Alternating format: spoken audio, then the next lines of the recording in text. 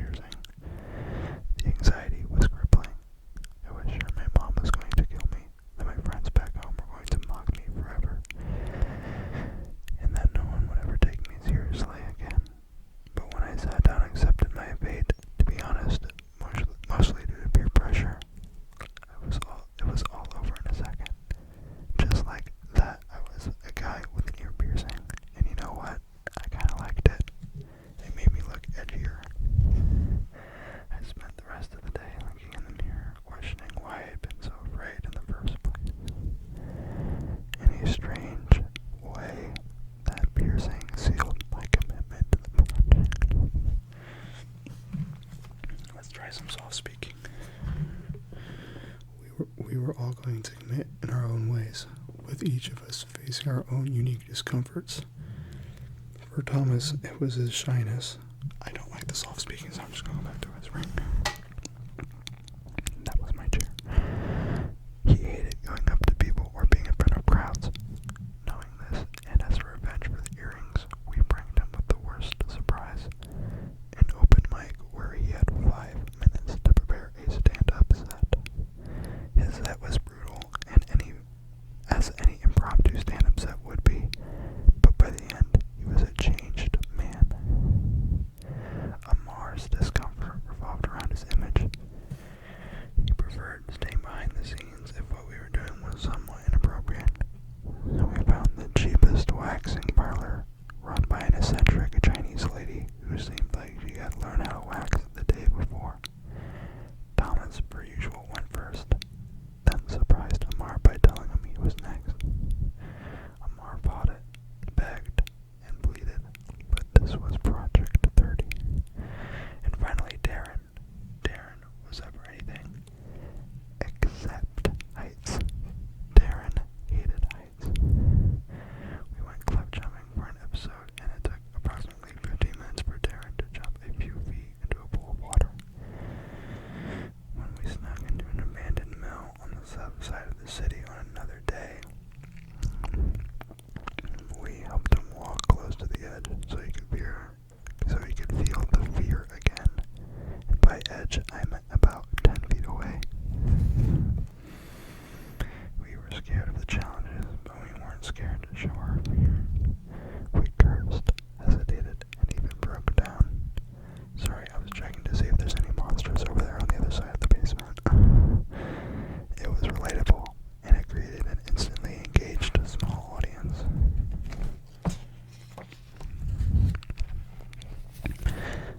This was during a time on YouTube where most guys were either talking heads, pranksters, or vloggers. The Casey Neistats and Vitalis, I don't know, I've never heard that one before, of the world seemed almost unattainably competent. Meanwhile, we were crapping ourselves on camera. Oh, I almost forgot the bookmark.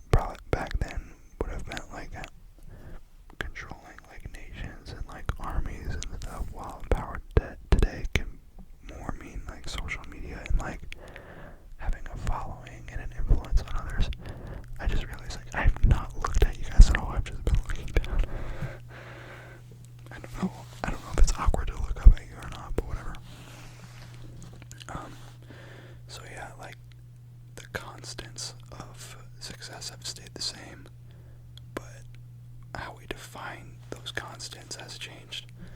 So, yeah, like, wealth, power, prestige has always existed, but the way we describe wealth, power, prestige has changed.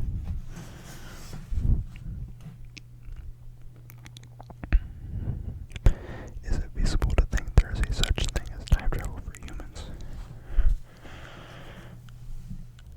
I don't know if this is a controversial answer or not, but I personally think there will never be time travel, just because I feel like we would have seen a time travel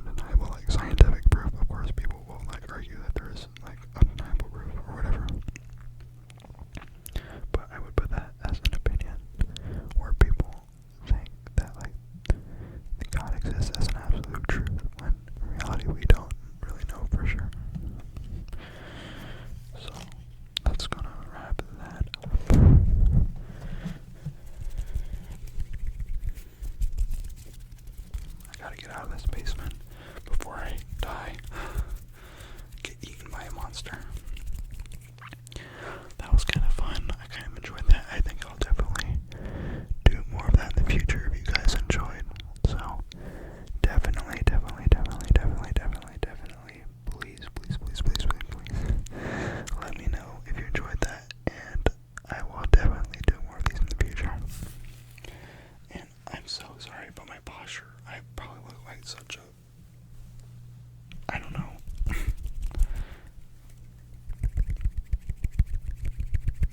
Such an awkward person. That's the best way I can put it. Anyways, ow, my stomach. Have a good night. I'll see you in the next one.